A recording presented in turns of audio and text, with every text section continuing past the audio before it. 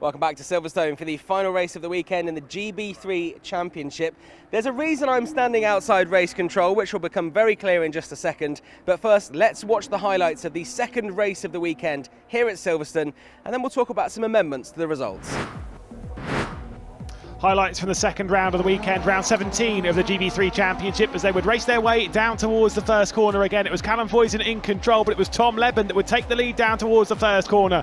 A couple of cars would go wide as they head through that first corner at Copse, including Alex Connor and, of course, Bryce Aaron and Brandon Oxley. Way out wide. A big issue, though, for Mackenzie Cresswell. Big damage on his car. Thankfully, he'd get out of the car okay. Bryce Aaron, without a front wing, will return to pit lane. Same with Brandon Oxley. A couple of issues at the start of the race, and the safety car had to come out. Once we got back racing, though, it was Callum Voisin who was on the charge. He got to the outside of Javier Segura by the time they got to Stowe Corner, and he would absolutely send it in to try and clear past his Carlin teammate. They'd switch over, and Callum Voisin would take over third position. Issues for Zach Taylor later on, coming down into Brooklands, and he would be out of the race, causing a double waved yellow, so there was no overtaking opportunity down into Brooklands Corner, one of the best overtaking opportunities on the circuit, which Luke Browning desperately needed to find his way past Max Esterson and get himself up into 10th position.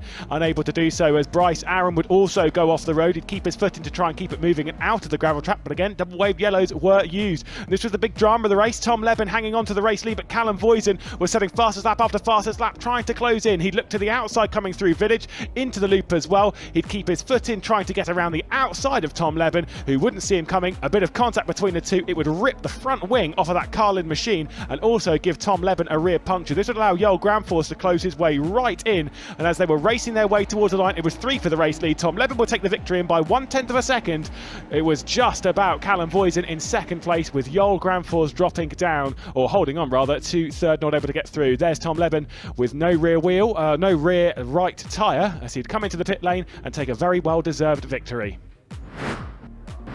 So a very eventful second race here at Silverstone in the GB3 Championship. I've now brought in our commentator Lewis McGlade, who's just been chatting to race control, because we have 5 drivers who have since been disqualified for various reasons. Lewis, I'd like you to explain. Yeah, so we've got a couple that have gone based on race incidents, that one being James Headley going, as well as Brandon Oxley. That's for an in-race incident with contact and stuff. So they've been disqualified, same as we've seen with a few drivers so far this season. But then for a breach of yellow flag infringement, speeding under yellows, we've had a disqualification for Roberto Faria, we've had one for Nick Gilks, and unfortunately for our race winner as well, Tom Leben. Yeah, so very disappointing for him. Obviously, his second race win it was of the championship this year, and it was all going so well for him, but the rules are the rules, and I think he was one of the ones that set the quickest sector time in that sector while the yellow flags are being waved, and that's pretty much the worst thing you can do under yellow flags. Yeah, absolutely. I mean, when double waved yellows are out, it's because there's a safety issue. There's a car on circuit, they have to bring some machinery on to remove it, or they've got marshals out on a live racetrack trying to remove a damaged car. Now, you can't just speed through. We've had too many incidents in the last 10, 15, 20 years of motorsport where we need to kind of get ahead of that, and GB3 have been really pushing that side of things, obviously, to make sure that our marshals are safe, that our drivers are safe in doing so, and so they're basically zero tolerance with speeding under double wave yellows. So what does that mean for the results here? It means Callum Voisin must have won that race. It certainly did. It's Callum Voisin ahead of Joel Gramforce, who moves up a couple of spots, and Javier Segura gets onto the podium as well. So it's all changed there. Thank you very much to Lewis McGlade there. Now, Piers Pryor actually caught up with James Headley and his teammate John Bennett. We mentioned earlier that they prepare for racing, skipping, and we think maybe that's the secret to their success. So we're going to watch that now, but just bear in mind, we did speak to Tom Leben after he'd won the race, when obviously all things were good. Since then, he's sadly been disqualified, but watch and enjoy as they show you their skipping. Here outside the Elite garage, we've got both of the Elite GB3 drivers. We haven't caught up with you since Spa. How was Spa for you guys? Yeah, it was good. Got a DNF in race 2, but a good result in race 1 after some bad luck in qualifying. But overall, okay weekend, I'd say. Yeah, it was awesome to race there. Absolutely loved the track. Results were a bit mixed, but race 2 was amazing. Coming back from 13th to 5th, and yeah, just absolutely magical to race there. It's been a good car around here, the Elite GB3 car. We saw you had great pace at the first time we came here in Silverstone earlier on in the year. We then backed that up with a strong qualifying in the race. How's the car feeling? Yeah, car feels great. Definitely down to the engineers. But yeah, car feels good, and I feel like it definitely suits this track earlier in the year and at this round. Yeah, the car's always been good here. Like, first round, pace was strong, and then this one, best quality of the season, only 800ths off pole, but still P5, just so competitive with the grid. But yeah, strong in the race as well, so. It's crazy, isn't it, being 800ths off pole and being P5, that shows how competitive the championship is. But if you're talking competitive, you had a great race in race 2, do you want to tell us about it? Yeah, it was a good race. Starting P2, managed to pick up the win after taking the lead at the first corner.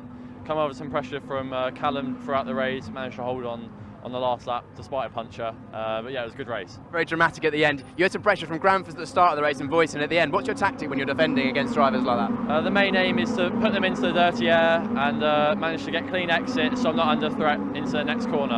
And John, you looked like you had a pretty good pace in that race as well. Tell us a bit about how that race went for you. Yeah, well, P5 yesterday and P8 today, so 2 quite strong results. But yeah, just got eaten up a bit lap 1, just kind of wrong positioning off the start, around the outside at Beckett's, then like lost a couple positions on the way up to Stowe. But yeah, pace was quite strong, but the tow here is massive, and I kind of lost it to the cars ahead, which meant the car behind could get right up to me, and yeah, just lost position last corner, last lap, but it was okay, so yeah.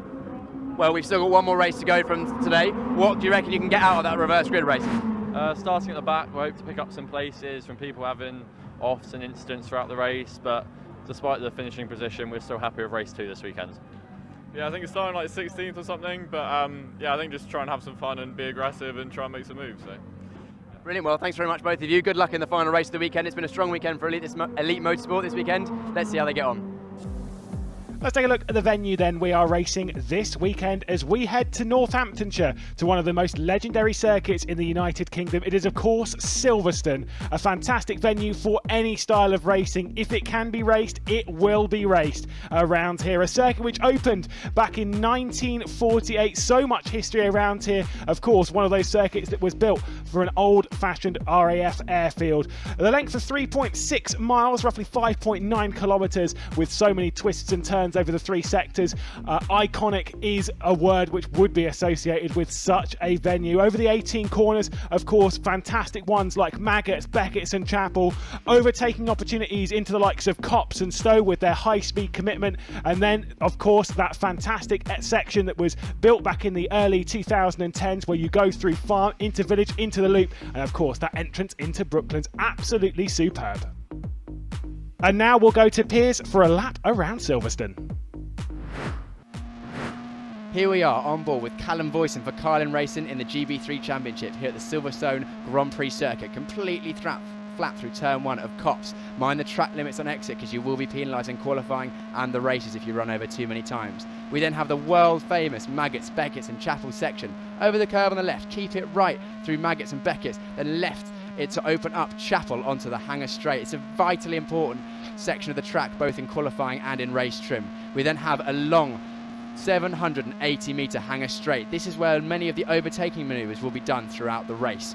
Picking your braking point, staying left. A very, very small rub on the brakes, maybe down 1 gear. Just keep it tidy. Roll the speed through the apex. You saw a little bit of movement there in the middle. If you take too much curve there, that can unsettle the car. Then a very important braking point here into Vale.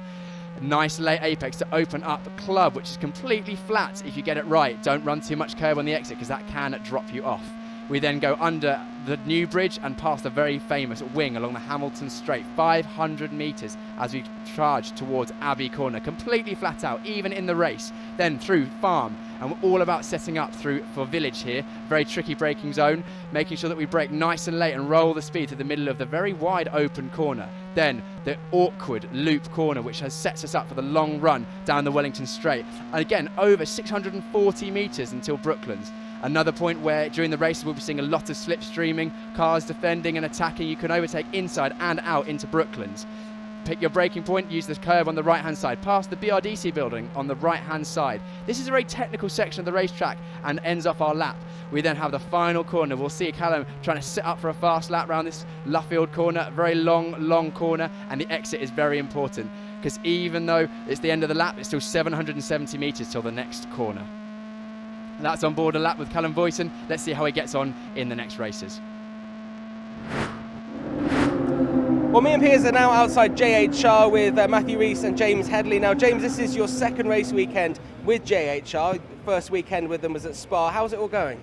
Yeah, good. You know, I've been with them before in F4, so Not like I was coming to a new team as such, but yeah, it's going well.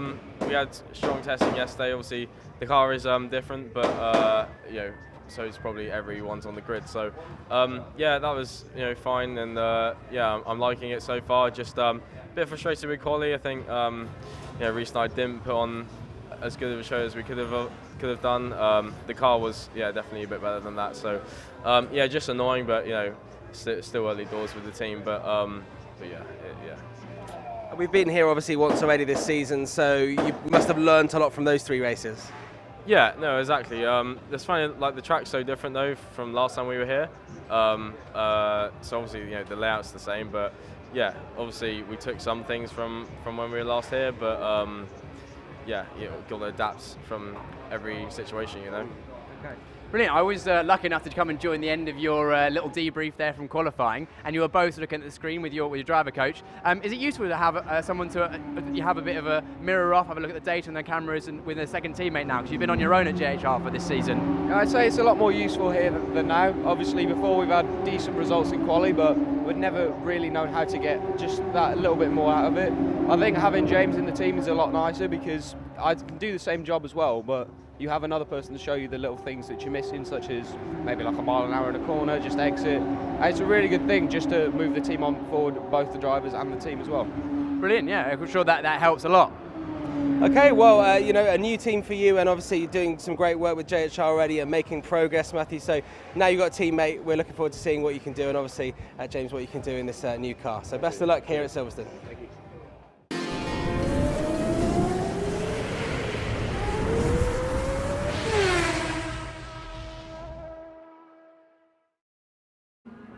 Well, we're down here in the assembly area, and it's always with the reverse grid, it's nice to see cars that often we don't get to see down the back of the grid at the front. And if we look behind us, Ayrton Ori, who is racing in his first weekend with Chris Dittman Racing, the young American driver, he is starting on the front row here. I mean, is it a big ask, Piers, for first weekend to hold on to that lead straight from the start? I think if he gets a good start, there's no reason why he can't lead run the first lap, but pace would suggest that he might fall into the clutches of the rest of the grid. We've got Zach Taylor, who is of course an experienced racer in this field, and also the reverse grid winner, multiple time reverse grid winner, Mikael Grunwig, starting right behind. Although Ayrton Ori, as you can see, also taken 4 new tyres, so he's banked on having a good result in this final race. He really has. I mean, we were expecting maybe a wet race here, and it would have been tricky because he saved those tyres and he wouldn't actually get to use them. But the reason we're standing here next to Mikael Grunwig, he's already got 2 race wins in the reverse grid races before. So I mean, if you're picking someone and you want to follow them throughout the race, I mean, Mikael Grunwig very, very good in the reverse grid race. Also, Tommy Smith in the last race at Spa last weekend. Tommy Smith, the eventual winner after a couple of penalties there. Australian driver, certainly throws it around there and puts everything into it. He's maybe not had things working out perfectly for him in the Douglas Motorsports car so far. People online calling him the GOAT. We're yet to see maybe the GOAT in England, but we've seen it in Belgium. Maybe it could happen. Just behind him, we've obviously got Marcus Flack, also the Australian driver there, a couple of places behind him with Brandon Oxley in the middle there. I've got to say hello to Brandon Oxley's dad, Darren, very keenly watching as well. Nice to know that Darren is with us and enjoying our coverage here at Silverstone. And then we look back and we've got David Morales. Now, we saw last weekend at Spa, David Morales having that horrific accident, 140 miles an hour. Luckily, he's all good, a little bit of soreness, but that's about it. And it's great to see that, he's got this second car, he's on the grid.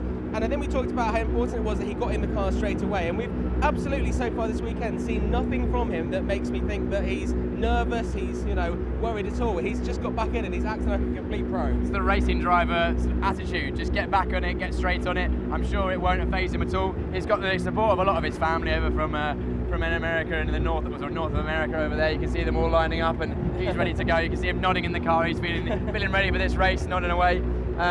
The anticipation is building for this final race of the year. No, not the year. Final race of this weekend. We've still got a few rounds to go. We still have 2 more after this, so that's instead of the 6 races. Yep. But yeah, as we say, we're assuming this is David's father here and his family all over in the UK from the States, having a great time and really enjoying it. Nick Gilks in the red and white car on the right, number 64, very disappointed to have been disqualified in the last race. He finished 12th, but unfortunately, due to the ruling from race control that he was going too fast under the double yellow flags, Nick was disqualified. So I mean, he's not too far off the front here, and for Nick, I think, and for his confidence as a young driver, it would be really good to see him, right up there near the podium, if not on the podium. Yeah, Nick very much disappointed after getting disqualified from that last race. Not the only driver to do so though, we've got a couple of others, so I'm sure Lewis will fill us in on that once we get back to it with, or we may have already touched on that, but making sure that the drivers are following the rules, you have to make sure that if there are yellow flags, you slow down to ensure the safety of yourself and the marshals and also the drivers that have stopped. But he can make up for it in this race because he's quite close to the front. We know he can overtake. We saw some great overtakes first time we came to Silverstone last year, and he's looking racy this weekend, so Nick will be looking forward to making amends of that. And we've also got James Headley as well right behind. Well, let's keep walking. Yeah, we've got James Headley here, obviously driving for JHR for the second weekend, having done the first half of the season with Elite Motorsport, then switching over to JHR, partnering Matthew Rees, which Matthew Rees was quite keen to have another driver there so that they can share data and they can work together as a team. You'll notice that James Headley was actually telling me that the green colour you see on his car here, he's saying that's his green now, and he's picked it. It's his, it's his signature colour, and actually looks fantastic. Even down to the tyres. You'll notice on the tyres the scribblings on there from the team in James Headley's green standard. I don't know if it's called Headley Green. I mean, maybe let's call it Headley Green. But there we go. James Headley there driving for JHR, as we said there.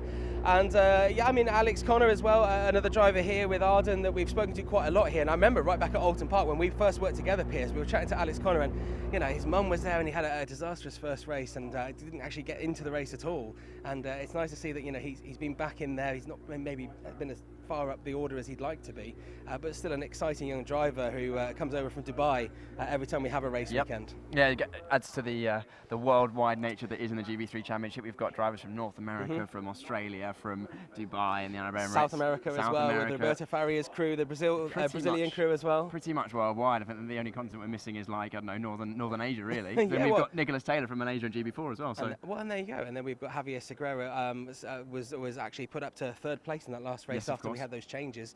So that's another international driver, Spanish driver on the podium. So yeah, we really are international. So if you are watching internationally, hello and thanks for joining us. And I mean, we did get some chocolates, didn't we, from South Africa with Jared Wilburski and GB4's Very family. nice so indeed. I mean, we will accept any chocolate from around the world.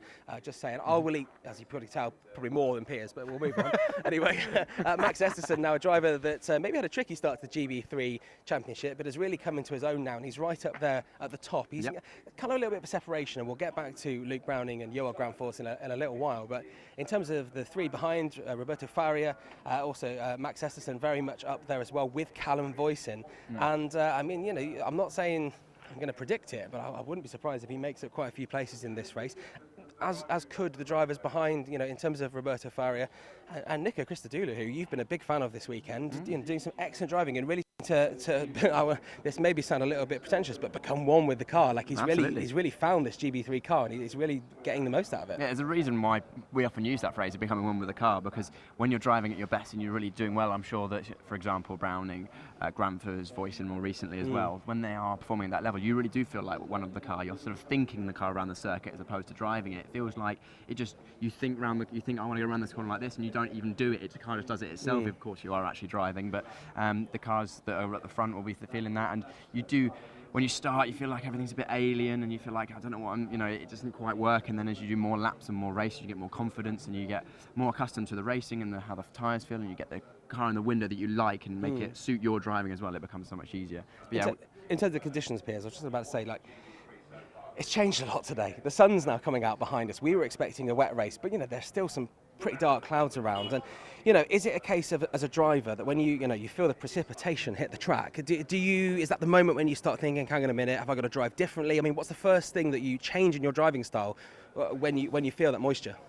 Well, not only moisture, but track temperature as well. As you've mentioned, it's been sunny, raining, cloudy, sunny again. When the sun's out, it's really hot today. Of course, 31st of July today, and it's middle of summer, so when the sun does come out, it's very strong, and the track temperature will rise rapidly. Of course, choosing the tyre pressures depends on how hard the cars are pushing, and also the track temperature itself, so it makes a consideration for the teams. They will have set their pressures now based on roughly what they think it's going to be, but for example, those who have got the pressures a bit higher, if the track temperature goes up, they might go off towards the end of the race. Those who naturally go a bit lower anyway, they might come in a bit sooner, which could help them.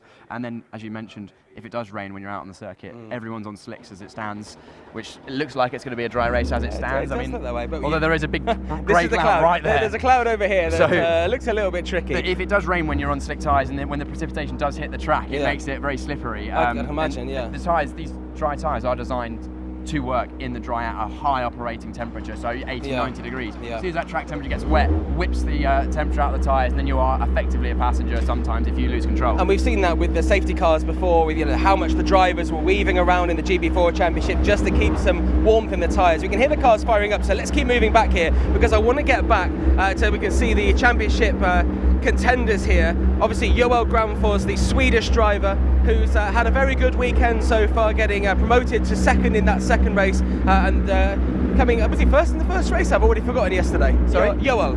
He was first, wasn't he, yesterday? Yes. He didn't. Did he win? Oh my goodness, I can't remember. I think he did. Lewis will tell us anyway. Yes, he did. Yeah. But obviously, like we can see here, the high-tech cars. Now, this is the big controversy coming from qualifying. The high-tech cars all put to the back of the grid due to, not failing scrutineering due to a part not being on there. Nothing that would give them an advantage, but the rules are the rules and everything like that. So we see Bryce Allen here, the young American driver. We've got Luke Browning is just ahead of us here with Kean Shields starting right at the back there. So I mean, Luke Browning has got a lot to do here. He wants to get a lead in the championship, and every time he seems to get a lead, it's Joel Granfors comes back, something happens, and it kind of goes both ways. So if you're looking out for someone who's going to probably send it into as much as possible, probably number 5 here, the silver car, Luke Browning, who starts a couple of places behind Joel Granfors in the red and white car. Directly in front of him is his championship rival, so he'll be looking to get past Joel quite quickly. To expect Luke Browning to be very aggressive once again at the start. 10 places on lap 1 in the first race, 10 places on lap 2 in the second race. If he can go plus 10 again, he'll be way ahead of Granfors and potentially minimise that gap as we see the cars now leaving the dummy grid. Yep. So we're about to go for racing. Yeah, we are indeed. We're going to watch these cars go out here, and we'll follow Luke Browning as he follows his title contender and rival, Joel Granfors. And we watch Bryce Allen on the left there. And here comes the final driver, Kean Shields there in the high-tech car. That's all the cars going out onto the track. You can watch for a second as the little procession of all of these wheels and all of the teams bringing in the front wings and everything they have here. I'm not sure it's going to move very quickly, but as I mentioned before, always quite excited to watch that as we make our way to the commentary booth, which is what Piers Pryor is going to do right now, and he will join Lewis McGlade on commentary now.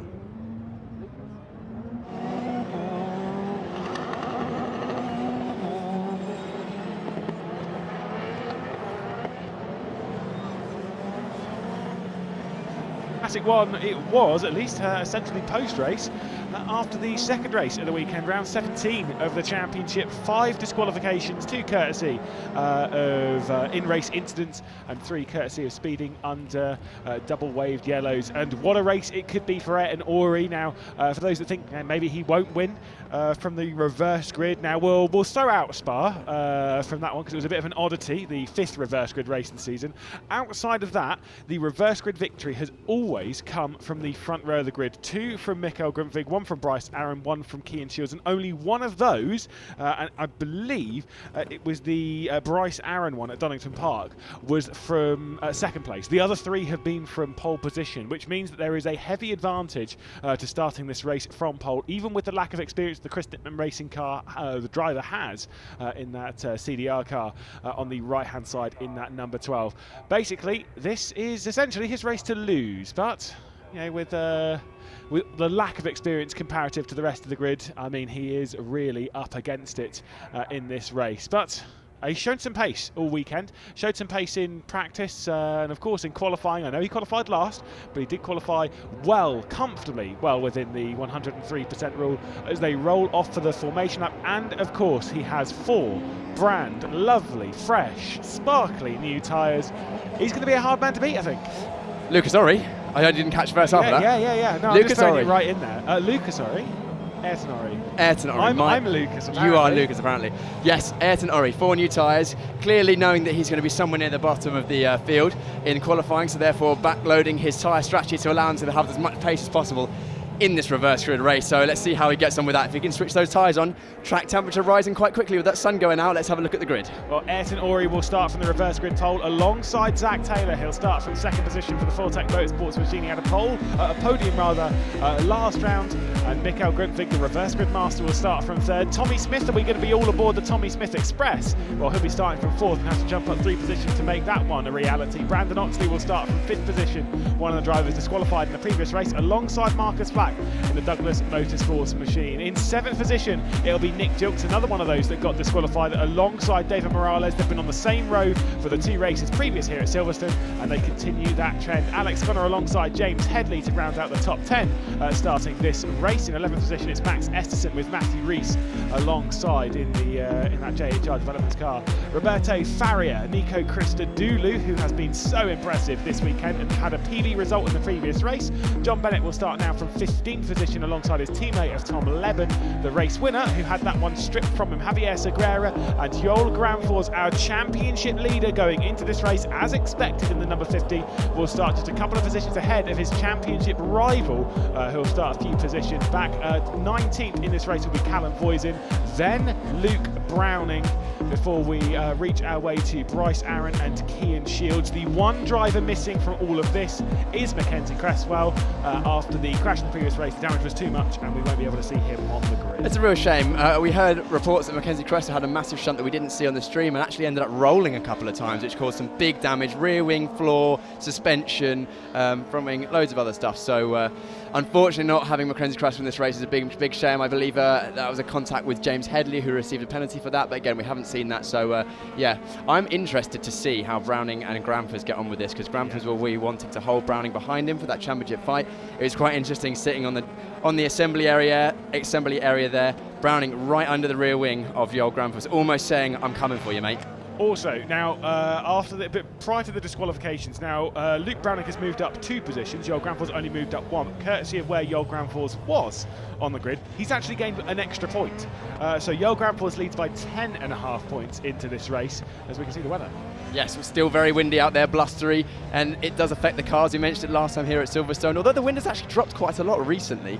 Even when I was out on the assembly area, it was more wind than it is now. So that, again, will affect how the cars feel compared to even this morning when we had a tailwind coming down Wellington and a headwind going up towards Hangar. Temperature's very inconsistent though, isn't it? I mean, we've been out there, it's been hot, I'm too hot, I need a coat on, I'm too hot, I need a jumper, it's so confusing out there. It is. 1 minute it's 25 degrees and sunshine and you want to take all your layers off, and then 2 minutes later it's raining and cloudy and windy and you think, oh, I need my trousers back on. So really fluctuating quite a lot during today's festivities.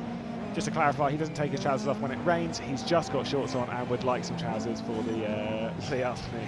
No comment on that one. Thanks for that clarification. No worries. Ayrton Ori, though, starting from pole position. I'm just going to ask you now. I know I did before, but now we've seen them all already themselves up. Is it Ayrton Ori? Is it Zach Taylor? Is it maybe Mikael Grundtvig, the reverse grid master?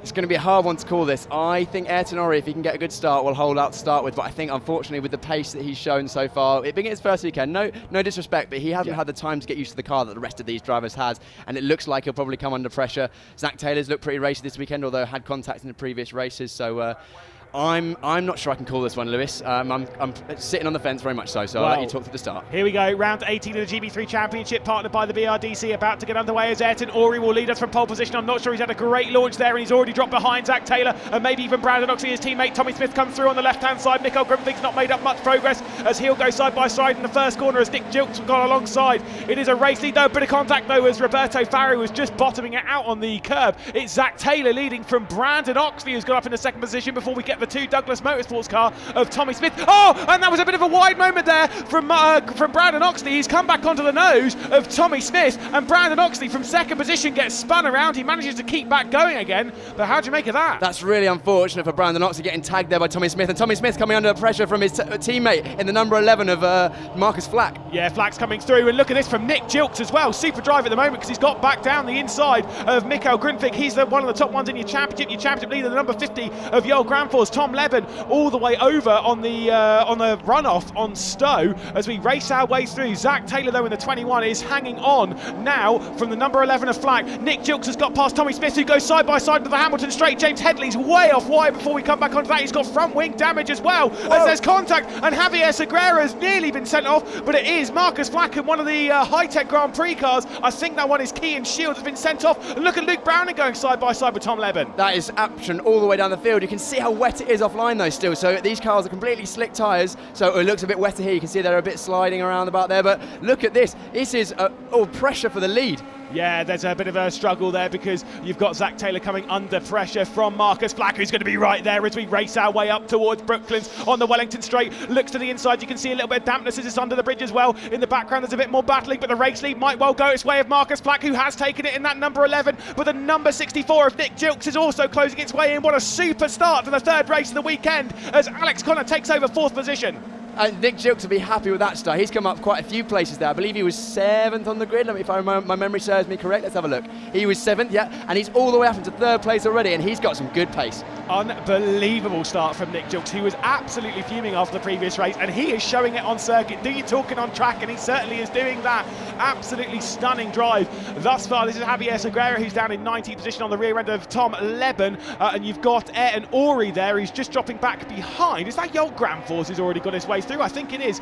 Just in the background there, a bit of a slide coming through. I think that one was from Zach Taylor, so Nick Gilks might fancy a move at the end of the Hangar Straight as we race our way back onto it. The 21 still holding on from the 64 though. The second car's in shot because Marcus Black has a decent lead, but look at Tommy Smith because here comes Roberto Faria looking to the inside and he's going to send it on the brakes, makes it hit the apex, lovely, and that is Roberto Faria, the Brazilian, up another position. That is. Let's talk to the movers and the shakers on that first lap. Flack up 5 to lead the race. We've got Gilks up 4, Connor up 5 from 9th position to 4th place. Smith down 1 after that contact, unfortunately, as I believe that is Matthew Rees clobbering the curb in Vale. We've also got Granfus up 8, Browning up 8, Voisin up 6. We've got some big moves from the championship leaders there. Yeah, and they really needed to do so. I'm loving that Yoel Granfors has attacked the race the same way that Luke Browning did on your screen right now in the previous couple of races, plus 10 on both of the first couple of laps. Now Nick Gilks is coming under pressure from Alex Connor. Roberto Faria is there in the Carlin machine, that number 7, the one on the right-hand side in the blue,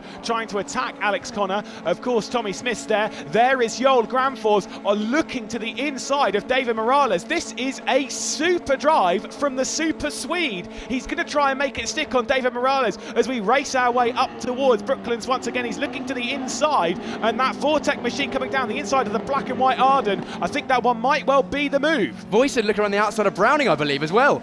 Let's have a look at the back of the shot. Yeah, I think Voisin's passed Browning as well, so that's 1 up for Granfors, 1 down for Browning. Yeah, but Granfors has not completed a move yet because he's still around the outside as they head through Woodcote and onto the start-finish straight once again on the exit of Luffield, and I'm not sure he's been able to hold it. You can see they're still side by side. The 77 has now dropped behind. The momentum carried off from the 50, and you can see, you're absolutely right, not been able to make the stick. There's Nico Christodoulou trying to make it stick on Ayrton Ori. Whoa, that was Bryce Aaron going super wide in his high-tech car. 3 wide going into Mags and Beckers. That will not work. Oh, everyone's slotted in there. That's definitely the safest thing to do. Kin Shields going all the way around the outside. I don't know whether that will stick because he was definitely off the circuit when he made that move. It was Bryce Aaron, I believe. Yeah, no, but you're absolutely right. He did have to go wide to make it on stick. And here's Tom Leben, again, previous race winner, but then did get disqualified for it. 2 teammates going side by side as well because Callum Voice is making some progress. But look at this. That is Mikael Grundtvig dropping back a position against the Swede of Yoel Granfors. They'll have a little bit of extra rivalry being Scandinavian and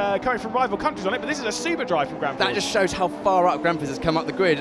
Grundtvig starting 3rd on the grid, Granfors starting on the third from last row, and now we've already swapped over, so that'll help. That is now 10 positions gained by Granfors, I believe. Well, if you want to ask the question, is Yoel Granfors the real deal? We are seeing this now. Yoel Granfors is showing exactly what he's made of.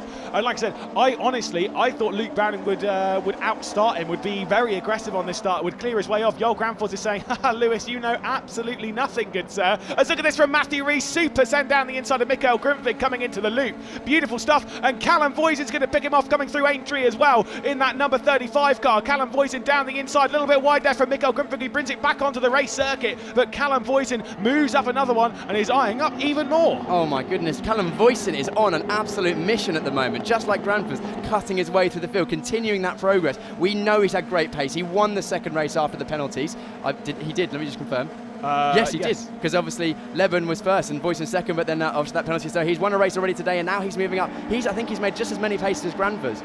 I mean, again, super stuff. I mean, for Callum Voisin, he's looking to try and continue on his podium streak as there's Alex Connor. Oh, big moment there. Still continuing to catch it. Lovely stuff from Roberto Faria, but Alex Connor had to run wide there. Yeah, they both ran wide, so I think that position will stay as it was before the corner. We can see Connor actually has now pulled a bit of a gap on Faria. With Faria, you can see that the water being thrown up from underneath the cars. It's still very much wet if you go off the circuit or drop a wheel behind the curbs, which is means the margin for error is very small. As we see now, that's Grundvig with giving pressure to Tommy Smith, number 16 in that blue car. No, it's not Grundvig. It is Joel Granfors. Of course it is. Oh, how has he made so much progress as Jilksy's trying to make a move around the outside of Zach Taylor. That was another little look from Alex Connor trying to get down the inside of Roberto Faria. And now you've got the charge from behind. But this is Nick Jukes taking. Whoa, I can't speak English. Nick Jukes sent it in and he's gone for a spin at Vale. Oh, such a shame for the Canadian as he's going to drop off the podium and drop out of the top 10 and drop to the back.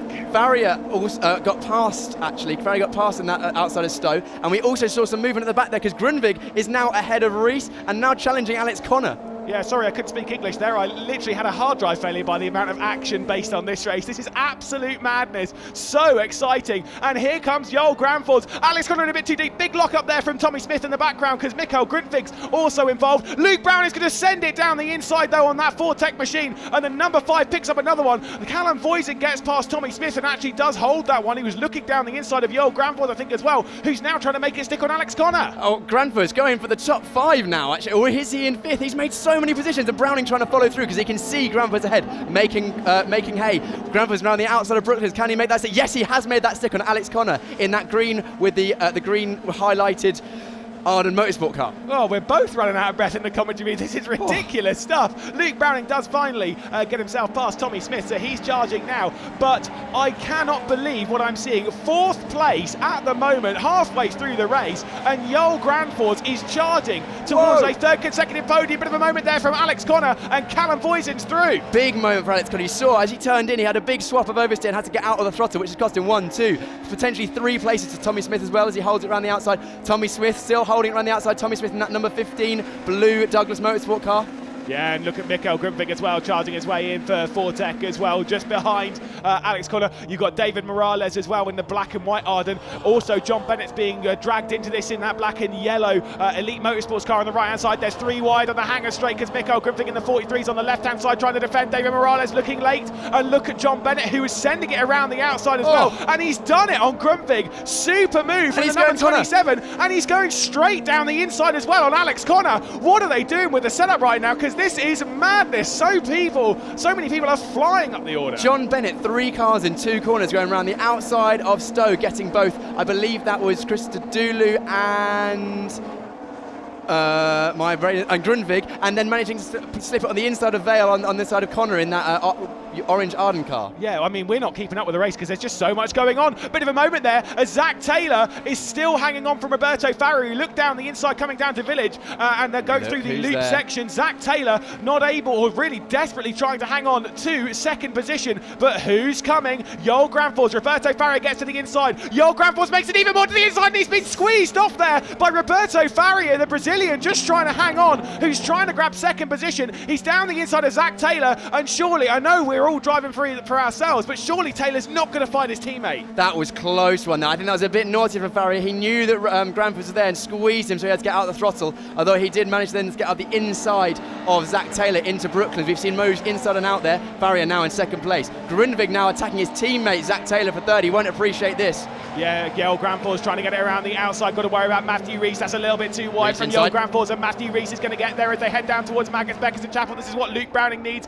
He needs Granfors to go backwards just a little bit, but he's going to hang on to 4th position. Callum Voisin's in a little bit too deep, and Luke Browning's going to take advantage of that in the background. Gets to the inside and does make the move 6. So Luke Browning in the middle of Magnus Beckers and Chapel makes up 1. Slow exit though from Joel Granfors, and this is the opportunity that Matthew Rees needs to try and get his way through, but the slipstream is being picked up by his teammate Zach Taylor directly ahead. Callum Voisin and Luke Browning side by side in the background. Those 2 fighting it out behind. We've got 2 by 2 going into there as Rees is holding it on the outside, but looks like he's just lost the place to Granfors, and Voisin is trying to get the inside of Browning, and they're still side by side going into Vale. Yeah, Browning might well just hold this on. He's got the inside line through the first part, but the outside line sometimes can hold you because you've got the inside for the second part, and that's exactly what's happened to Callum Voisin.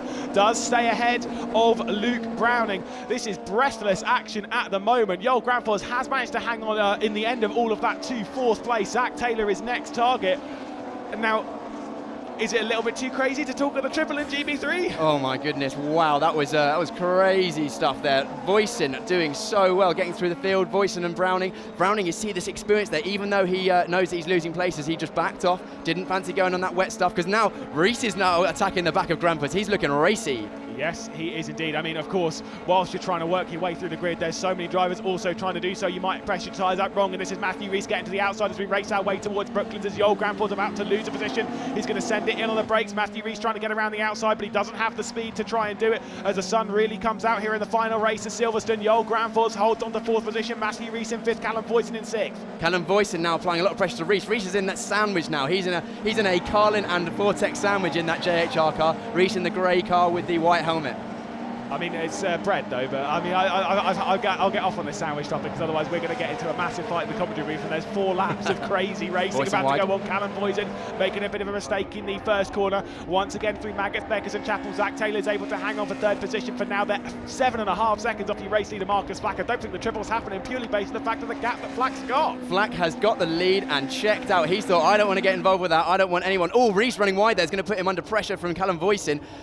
Farius gone as well, but it looks like it's a Vortec battle here, which is going to cause the bottleneck. It looks like Grampus is going to go for the inside. No. Yeah, inside, late move. Whoa, nearly contact between the teammates. Yeah, that was very aggressive on the defence from Zach Taylor. He might be in a little bit too deep as the old Granfords. Callum Voisin has made up a spot as well, I do believe, because he has got through on Matthew Reese. Is he going to dive it straight down the inside of Zach Taylor? The answer to that question is no. He was certainly looking down the inside of the 21. Zach Taylor, though, the second car in shot, is able to hang on as we race our way onto the Hamilton straight. Callum Voisin up 1 position this lap on Matthew Reese, and that's exactly the driver that Luke Browning's going to try and pick off. He'll be looking at the back of Taylor's car and thinking, I'm going to get you because I want to get Mikkel Grundvig, show the championship leaders what he's made of. Although Reese is now on the back of Voisin again with a double toe. Oh, Browning. Yeah, I was going to say a bit slidey, a bit squirmy on the brakes there was Matthew Reese, and this is Luke Browning trying to get around the outside whilst these 2 liveries are close. They're not teammates. Right hand side is JFR development of Matthew Reese. Left hand side straight around the outside. What a move from Luke Browning in his high-tech machine, and John Bennett's going to try and get through as well. He goes one way, back the other to the outside of Brooklands. He's going to have to send it in as there's 3 wide again. Matthew Reese trying to attack, trying to get that position back. Doesn't do so as Callum Voisin still trying to find his way past Zach Taylor. God, it's a bottleneck here.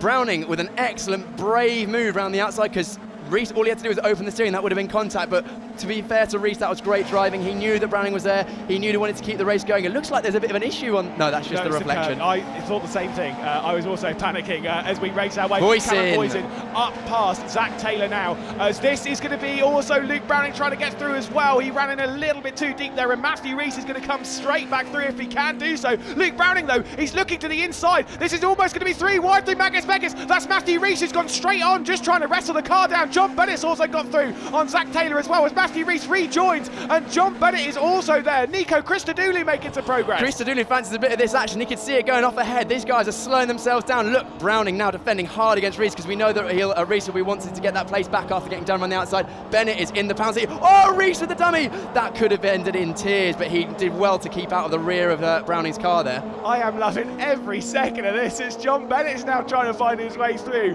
on Matthew Reese. That was such an aggressive lunge. 3 wide in the background there. I don't know which one of the Douglas Motorsports car that was. I think it might have been Max Esterson. No, it was Tommy Smith. Of course it was. Getting down the inside of Zach Taylor. Super move going into Vale. I nearly pulled the microphone right out of its face there. I went to put my hands on my head. I saw them 3 wide going into Vale, and that I've seen that many times not work. We saw it in GB4. We saw it in GB4.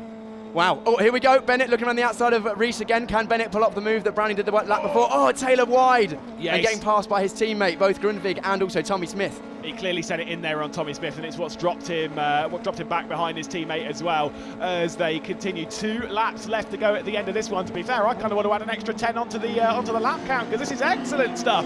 As John Bennett is now trying to get his way past Matthew Reese. He looks to the outside, but he's got to worry about Nico Christodoulou. And he spun! That was a mistake from Nico Christodoulou. Big contact, and that car will be out after such a good weekend from John Bennett. He's going to try and keep going to bring it straight back into the pit lane, and respect to him. But that car is toast. No, he's parked in a very dangerous position now, unfortunately. He can't get back to the pits with that rear suspension bent so much. Christodoulou, unfortunately, collecting the back of Bennett's car there and damage to his front wing as well. So ending a very good race there.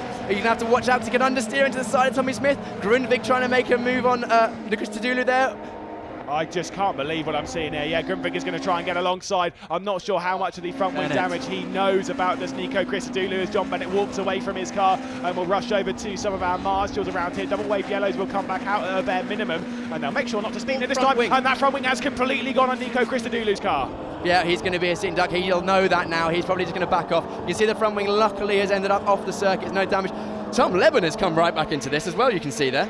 Yeah, there is the front wing at the side. Big lock up. Oh, and that's Max Esterson, who's gone straight on as well with that front wing. So I can only say that maybe Nico Christodoulou didn't know about his front wing. I don't know exactly what happened in all of that, but Max Esterson's out of the race now as a big moment for Nico Christodoulou. This is the race that keeps on giving. There's drama front to back now. It's crazy. It'll be interesting to see what happened to Esterson there, but I reckon it potentially was to do with Christodoulou just trying to stay out of the way and a bit of a miscommunication on circuit there, but that hasn't stopped Flack, Farrier and Grampus from trying to pull away, although the gap has opened out between Boyson and Grampus a little bit, a second now. Yeah, we'll see if Boyson can close back in as he did at the end of the very first race of the weekend also. Still no safety car. We are keeping our eye on our timing screen just to see, just in case, as this is the battle for Zach Taylor trying to hang on from David Morales, from the number 31 of Javier Segura as well, directly behind. And this battle is incredibly tight. Double waved yellows, you can see there on the right-hand side, so this is not for racing, so they're not allowed to race down into Brooklands. So Javier Segura is going to have to back out of this, and they cannot, they'll know this now, they cannot speed. Do not take the mick. Yes, exactly. You go too fast under that yellow flag, you will get a penalty and disqualification points on your license, as we have found out. So this is a place where it's removed, an overtake, and we've seen so many moves into Brooklands and Luffield, so unfortunately that's one less, but we are on the last lap now, so I don't envisage too many moves, although we're saying that. We have got Brandon Oxley trying to get around the outside of Javier Segura, but not doing it quite so much. We've seen so much drama in this race. Overtakes left, right, and so that is Christodoulou coming into the pits after that very disappointing contact. And we are getting in our ear that potentially Max Esterson, it wasn't to do with contact with Christodoulou. We're not 100% sure right now, but obviously we haven't seen a replay, so we'll have to wait and see on that one. Could have been just a big dramatic moment, as the yellow flag also out down here because of Max Esterson's car, so we removed this overtaking opportunity as well. It means we are running out of them. We are on the final lap of this race, the final opportunities for these drivers to make something stick. Yes, Christodoulou actually set the fastest lap of the race. It's gone under the radar. He's got the fast lap even though he's pitted, but here we are, the race leader.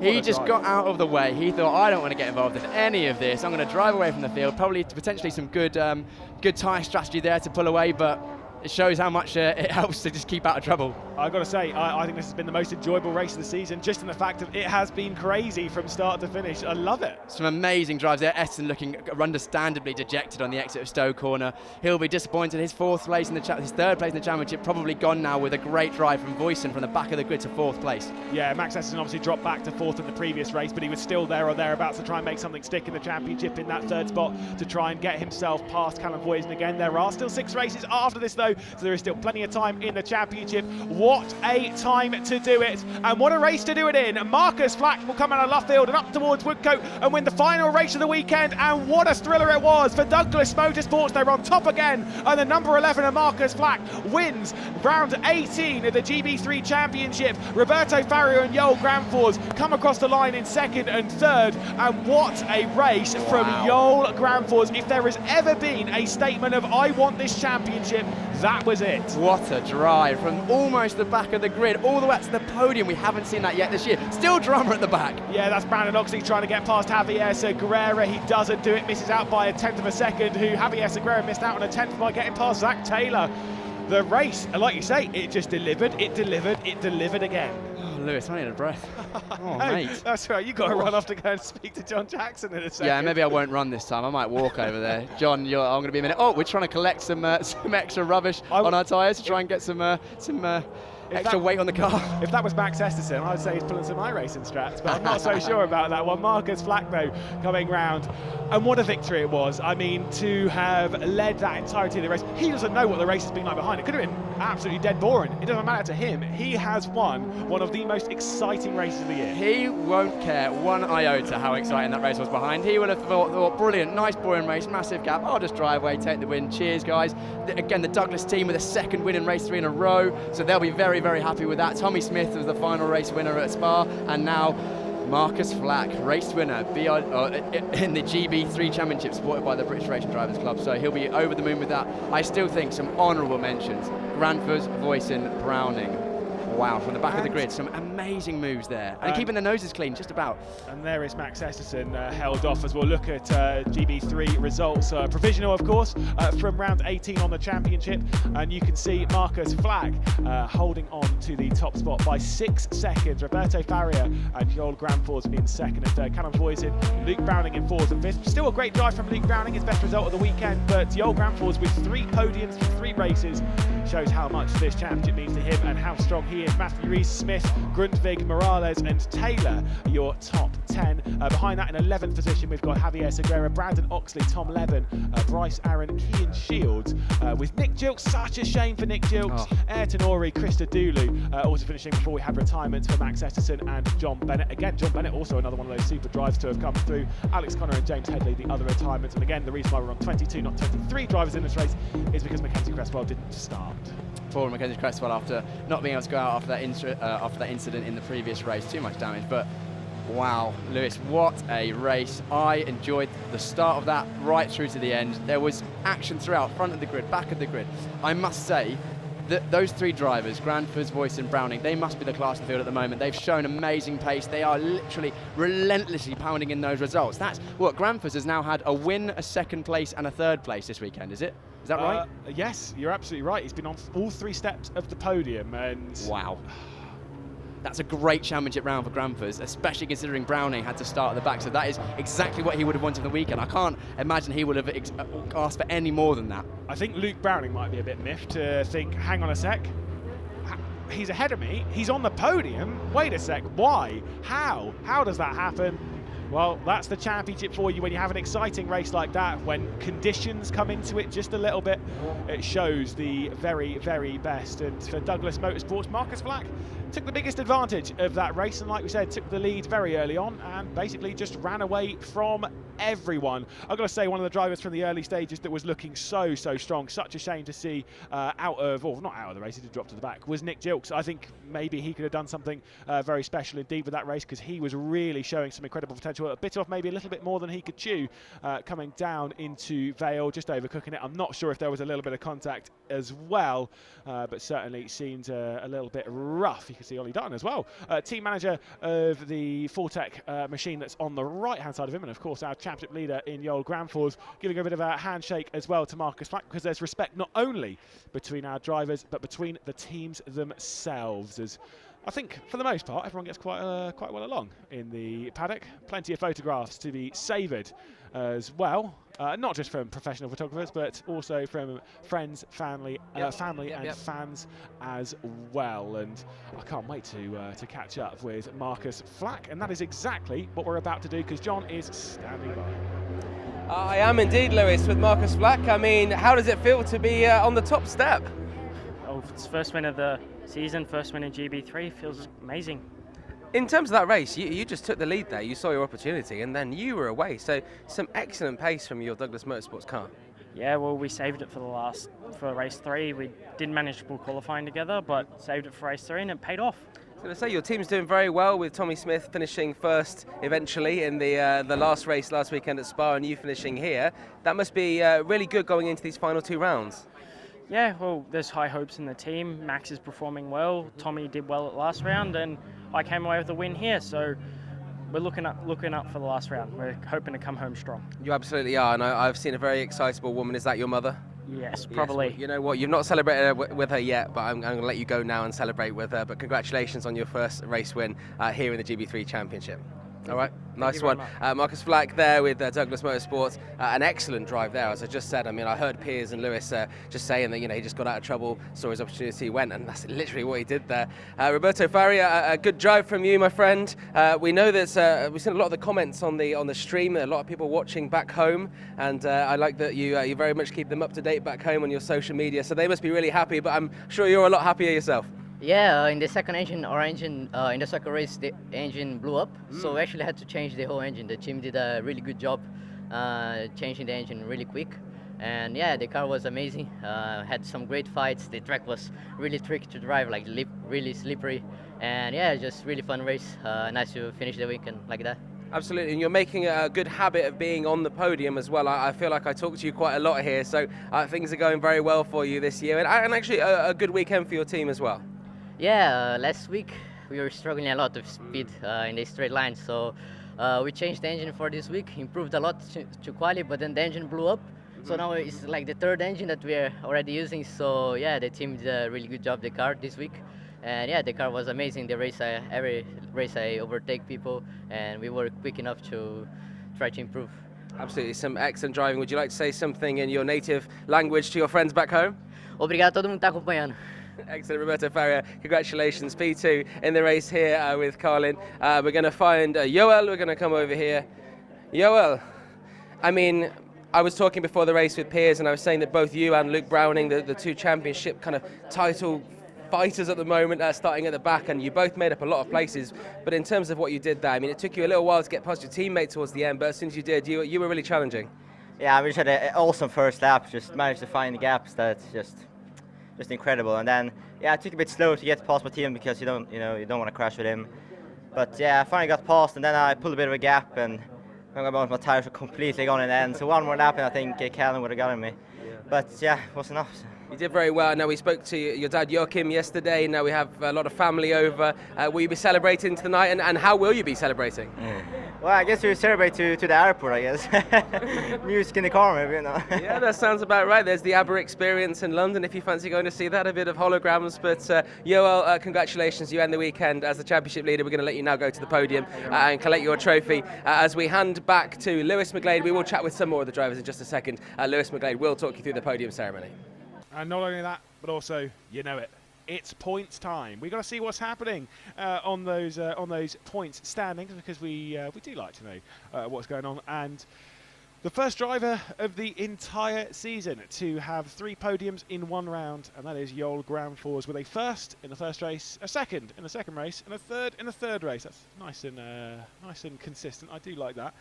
With the points for the race, as well as the points for rising up the order, it means that Joel Granfors came into this race with a 10.5 point lead, with the 5th place finish for Luke Browning and the points that he gained for gaining positions, which I think was pretty equal. Maybe it was a couple more for Luke Browning.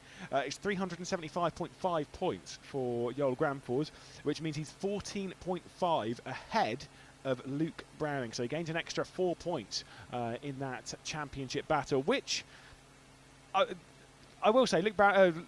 I was told. Oh, let's go with how it actually is. John Jackson said on broadcast that I said that Luke Browning, if he wins races this weekend, he'll be the favourite for the championship. Well, Joel Granfors has said very much no to that, as he takes another podium here after taking a victory earlier on in the weekend, as he takes over the top of the standings and very comfortably. Roberto Faria into second, and Marcus Flack making it a third win for the Douglas Motorsports team. Callum Voisin up onto the podium as well. That's not because he finished on the podium, that is because he had the fastest lap of the weekend as well, after having 2 pole positions, so the fastest lap during the race. So all the trophies being handed out by David Brabham, as he did in the GB4 race. Good to have David Brabham along to do such things, as Marcus Flack will receive his trophy for victory also. And like I said, the previous race 3 of the season was won by Tommy Smith. Max Esterson has also had a race win before in the season, and Callum Voisin receiving more of the awards for setting the fastest lap of the weekend, and trying to sneak his way through into the podium photograph as well, because I would as well. I certainly would. And again, well deserved from all of those. Callum Voisin, by the way, super weekend also. 2nd, 1st and a 4th, really confirming himself as 3rd in the championship. He's now 76 points really off of the championship lead, which you could argue is maybe too far.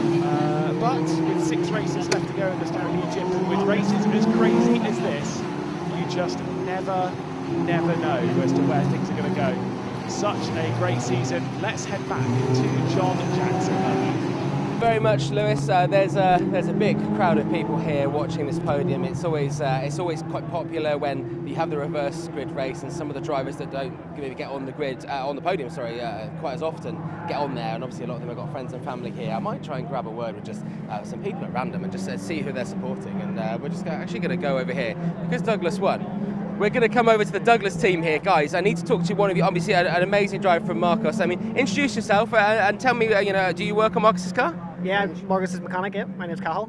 And I mean, I've seen you tirelessly working your way throughout this whole championship, and it must be amazing for him to finally be on that top step. Yeah, he's been driving well today, so it's good to see him at the top. I was going to say, it looks like he's got a lot of family here. I mean, is he very well supported? Obviously, being Australian, it's probably kind of hard. A lot of people back home. Yeah, his mum and dad are always here, and his mum's friends always here, and then he's got quite a lot of sponsors that are based around this neck of the woods too. So he's had a lot of guys in visiting him. So absolutely, and not a bad couple of reverse grid races for your team. Obviously, with Tommy eventually winning last week as well. So I mean, what are you looking forward to going forward at Brands Hatch next time out? Well, yeah, hopefully fighting at the top of the main races as well would be good. But it's nice to see. He came from 7th or 8th there to come up and winning, so it was a good result for him. Absolutely is. Thank you very much for chatting to me. We'll see you, I'm sure, again as we make our way down. And now Piers has gone on a little fact-finding mission. I've always send Piers off. He's gone to find Matthew Rees because we saw some exceptional driving from Callum Voisin and Luke Browning, who we'll chat to in just a second. But also Matthew Rees was absolutely going for it just there and absolutely throwing it to every corner. Let's have a look. Now Piers is coming back empty-handed. He's failed in his mission, but it's fine. We're going to try and find Callum Voisin. Now where is Callum Voisin? Let's walk and talk. Now Piers, I was just saying I sent you on a mission and you failed me because you've come back out. No? Oh, we've got some drivers. He comes back with the gold. Here we go. Love this. Never say I don't do it. Right, I was just talking about Matthew Rees. Yeah. I was saying he really impressed me in that race. Really going for it. He was pretty much the epicenter of all the battles. It wasn't really his fault. It was just there was cars going ahead of him, cars going behind him. He made some passes, got past. It was just, I thought it'd be great to chat to him. We haven't chatted to him a huge amount this season, so good to get him. And we're going to walk past. He should be out the front somewhere. It'd be great if we can grab Luke Browning as well at some point if he's about. I'm not sure if he's in. I'm going to see if we get. You stay there. I'll stay here and chat. Are you chatting? We're going to grab team. It looks like we're going to grab team Oliver Dutton for the team principal. I think he's actually deep in conversation. He's deep in conversation. Sorry, he's deep in conversation. No problem. But he gave me a thumbs up. Good weekend for Fortec. I think Ollie's possibly a little bit busy there. Well, let's have a look here. Obviously. No drivers. One car down in that race with Mackenzie Creswell not being able to race due to damaging the car in that second race here. Now, Nick Jokes will be bitterly disappointed with that. Nick Jokes will talk to us. Yeah, I mean, he was up there in that podium place, wasn't he? Such a good drive until that very small error. I think. I wonder if Matt's about yet. He's Matthew Rees. He was coming through a moment ago. I mean, we could bring in Matthew's driving coach. Yeah, we could do in the meantime. I think Matthew is around somewhere. I'll go see if I can find him again. Okay, yeah. Piers is going off on one of his missions again. It's always a tricky one on a Sunday. I think I've mentioned this on broadcast before, but everyone is travelling back home. Every team goes back home, just as spectators are. And a lot of them are, let's just say, ready to go. So, as soon as this final race is finished, whether it's good or bad, whether you want to go and celebrate or whether you want to go and look back and see where you went wrong or commiserate, they do tend to make a move fairly quickly. We do have a lot of family and friends as well.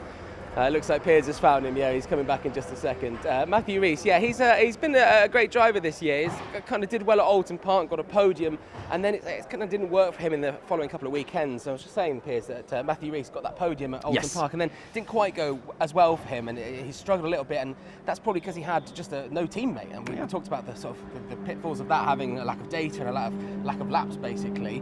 Now he has a teammate, and it's certainly spurred him on, and he's done really well. And I've been impressed with what I've seen. Of course, and comparatively, he's had a lot less time in his car racing career than other people around us. Like, he only did, I believe, one season in Formula or whatever championship he did last year, and then he's come straight up to this year, a year younger or a year earlier than he thought. So again, not so much overall experience. He's showing that he's got some great racecraft though with all the racing he's been doing. Let's see, is he coming?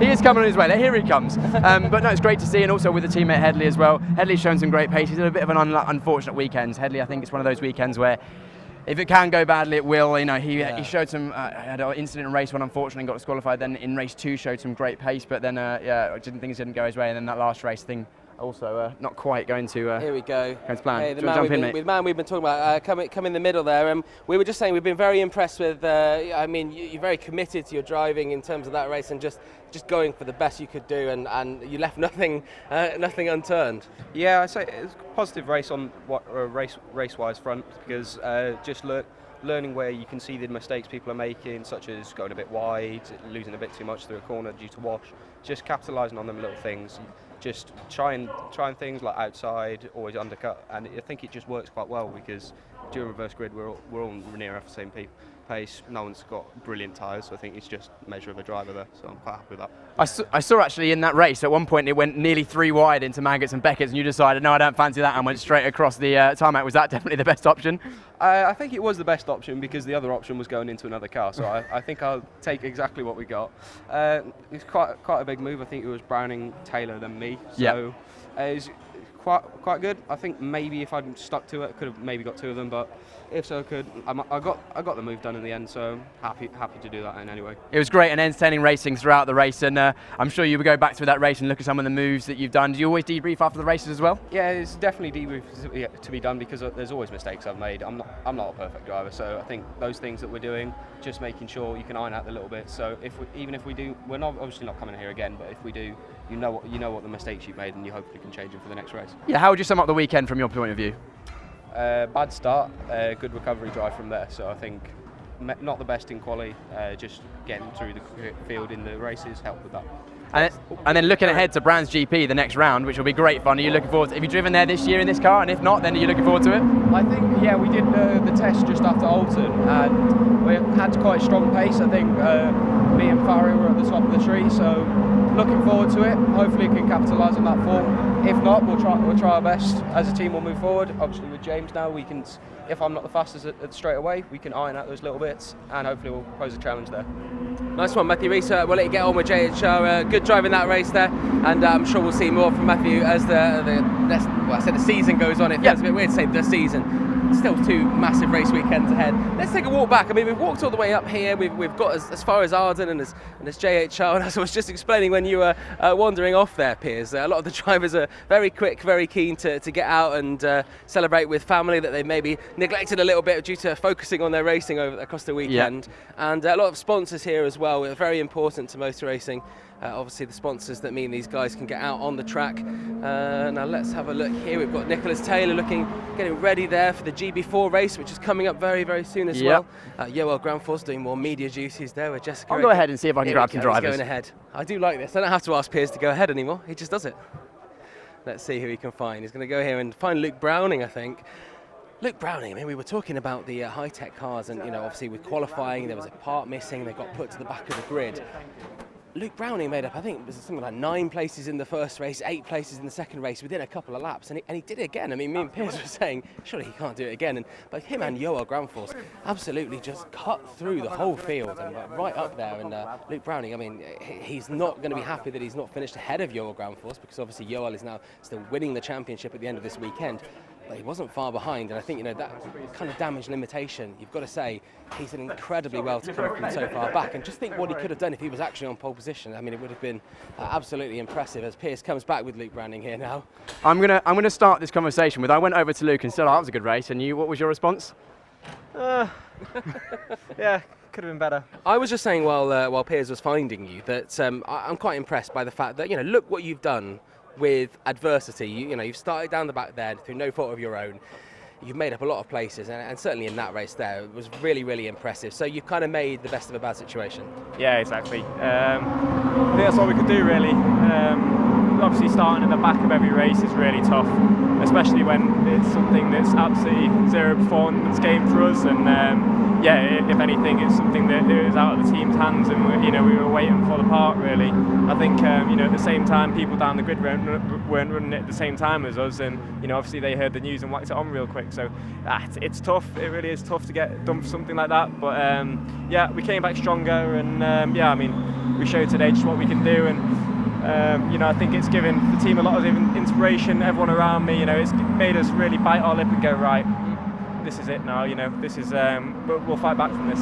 Absolutely it was, and obviously at Spa it was kind of your weekend, and maybe this weekend isn't your weekend so much, and that's kind of how it goes in motorsport. We've got 2 more race weekends ahead. Obviously you and Yoel now look like you're just fighting it out for the championship. He will go into that next weekend at Brands Hatch as the championship leader. In your mind, mentally, does that affect you, or do you know that you've both got, you know, a great chance of winning?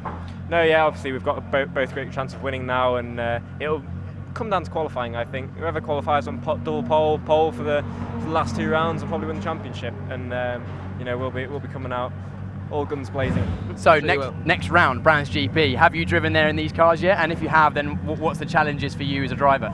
Yeah, we did 1 test day. We were fastest there, so hopefully when we go back there it will be the same. Obviously I think so much development going into the cars over the season, so everyone's got their own little philosophy going up and down the paddock. But yeah, I think ours suited it quite well last time, so I'm looking forward to where it really gets technical around Brands GP.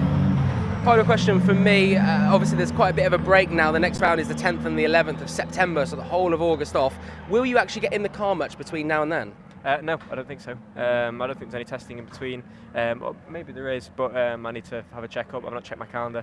I think a break's definitely needed, just a mental break, and you know, digest what's happened over the weekend, and dissect and how we can sort of make it never happen again. And both from my side, I'm going to be absolutely analysing everything to make sure I'm at tip-top form when it comes to Brands in a month's time. I lied. This is the final question. Going on holiday anywhere nice? I don't know, I'll have to ask my mates. All right, fine. Well, we'll find out Luke Branning's mates where they want to go on holiday. But, you know, as I've said before, you did very well from the position you were put in there. So we look forward to seeing you at Brands Hatch in about 5 or 6 weeks' time. Luke Branning with High Tech, thank you for joining us there. Nice of Luke to find some time to come and chat to us. We will have a quick look for maybe one more driver. Let's see if we can see anyone. Can't really see anyone. I was just explaining on a Sunday how everyone likes to get out as quick as they possible, because there's a lot of people going a long way. You know, like Luke Branning is one of those drivers who's got quite a long journey home. Yeah. I mean, we're looking here, and I don't think we're going to find anyone, are we? No, I think that's probably it. There we are. I've got one question for you then before we wrap up. Ahead of GB4, your driver of the weekend, please, Piers, putting you absolutely on the spot. Ahead of GB4. Oh, ahead of GB4. Driver of the weekend for GB3? Yes. Oh, that is a hard one. I've been swaying towards voicing because I think he's just been on an absolute mission, but I can't argue with Granford's first, second, third this weekend, or second, first, third. Three races on the podium. That driver, that last race, coming from right at the back, pretty much almost the back rows, just ahead of Browning to come all the way to the podium. I think that deserves driver of the weekend, but equally Browning as well. I mean, showing a strength against adversity and resilience, so it could be any of those 3, but I'm going to go for Joel Granfus in my eyes for this weekend. There we go. Well, it's between him and it's between Luke Browning for the championship. It looks that way anyway, and we've got 2 more rounds coming up, the 10th and the 11th of September. As we just mentioned there with Luke, we'll be at Brands Hatch GP circuit, and then we go to Donington the 15th and 16th of October, the final round. I have a feeling it's going to come down to that final round at Donington, 15th and 16th of October. That's it for GB3 this weekend, but we're going to take a short break, and we'll be back with the final race, the reverse grid race in the GB4 Championship here at Silverstone.